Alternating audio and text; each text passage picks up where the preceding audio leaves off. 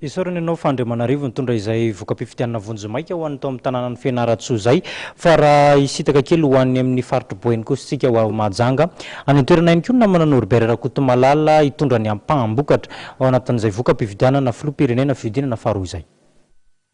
Fokontany enina no nahazo-bokatra vonjomaika amin'izao hariva izao eto amin'ny distrikan'ny Mahajanga voalohany dia ny eto amin'ny fokontany Tsaramaroso ambany, Mahavoky Nord, Mahavoky Sud ary Manjarisoa sy Ambalavola ary ny teny Fiofio. Raha ny vokatra amin'ny ankapobeny aloha ho an'ny filoham-pirenena izany dia mitarika ny kandida Hery Rajaonarimampianina.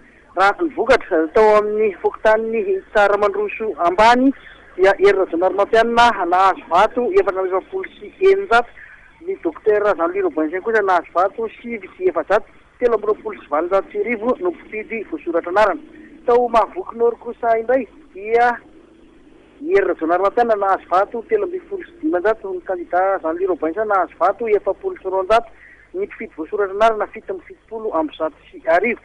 Tao Mahavoky Sud Hery Rajaonarimampianina nahazo vato 570 ny kandida Jean-Louis Robinsin nahazo vato 470 mpifidy voasoratra anarana 320 amby zato sy arivo. Tao amin'ny fokontany Manjarisoa reseny Andriamatoa Jean-Louis Robinsin izany izay nahazo vato 370 sy 700 ary ny kandida Hery Rajaonarimampianina kosa nahazo vato 520 sy 300.